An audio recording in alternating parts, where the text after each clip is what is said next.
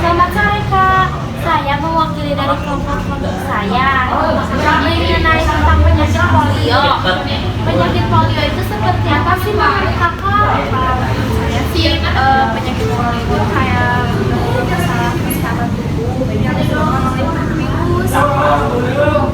Apakah bisa disembuhkan? Kalau buat disembuhin sih kayaknya kita bisa mencegah itu dengan cara imunisasi polio sejak dini dari kecil. Oh begitu, cara pencegahannya gimana sih Kak? Kita hanya perlu imunisasi sama vaksinasi aja. Penyakit polio ini gejalanya dari mana sih Kak? Penyakit polio itu banyak sih ya gejalanya, kayak misalnya demam, otot, terus juga sakit kepala, sakit tenggorokan. Pokoknya kayak gejala-gejala kecil gitu.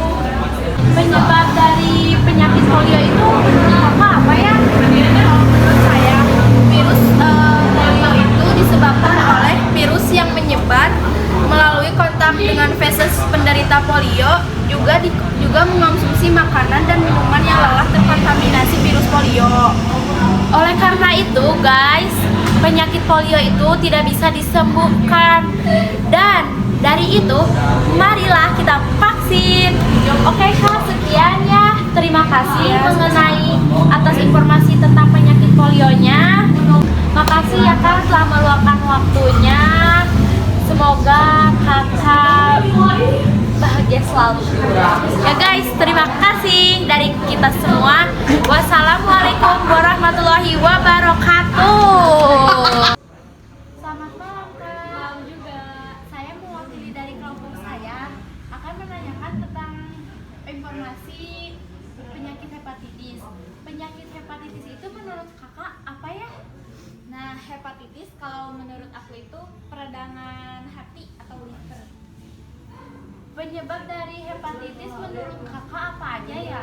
Penyebab dari hepatitis sendiri yaitu kayak terinfeksi virus atau karena mengonsumsi obat-obatan tertentu, atau bisa juga orang yang suka minum alkohol, atau bisa juga yang terinfeksi cacing. Oh iya nih, ada juga nama-nama virusnya. Nama-nama virus dari hepatitis itu apa aja ya Kak?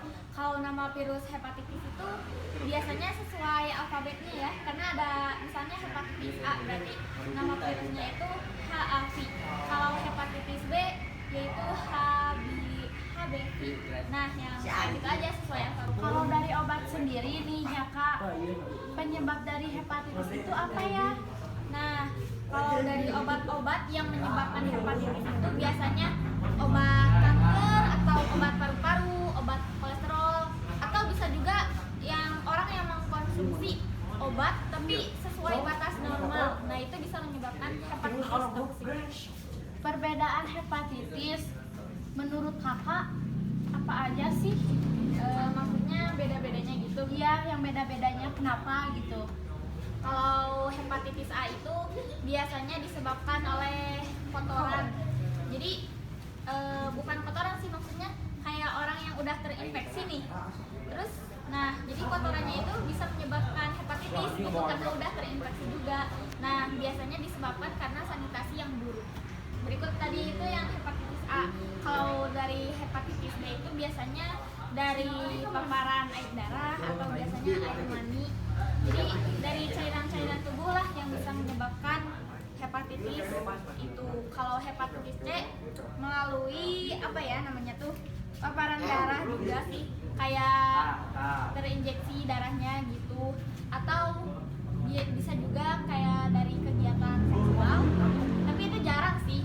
Kalau dari hepatitis D itu kayak orang yang udah mengalami hepatitis B, nah terus dia tuh kayak mengalami infeksi ganda. Nah, itu lebih parah karena ya namanya juga ganda ya, pasti penyakitnya juga pasti bakal lebih parah. Ya, lebih parah banget ya. Nah, kalau ini yang terakhir hepatitis E itu kayak sama kayak hepatitis A. Gejala hepatitis menurut Kakak itu apa sih? Kalau gejala hepatitis itu biasanya kayak sakit perut atau nyeri sendi, atau bisa juga kayak mual, sakit pusing, terus penyakit kuning. Nah, biasanya berlangsung selama 6 bulan atau yang disebut akut, atau kalau ada yang lebih dari 6 bulan itu kronis maksudnya. Apakah penyakit hepatitis bisa disembuhkan gak ya Kak? Sebenarnya bisa, tapi cuman hepatitis A sama E karena bisa dibilang itu masih ringan ya. Nah, oke ya Kak, terima kasih telah memberikan informasi dan meluangkan waktu untuk mengobrol dengan saya ya Kak. Ya, sama-sama. Oke, terima kasih ya. Maaf bila ada salah kata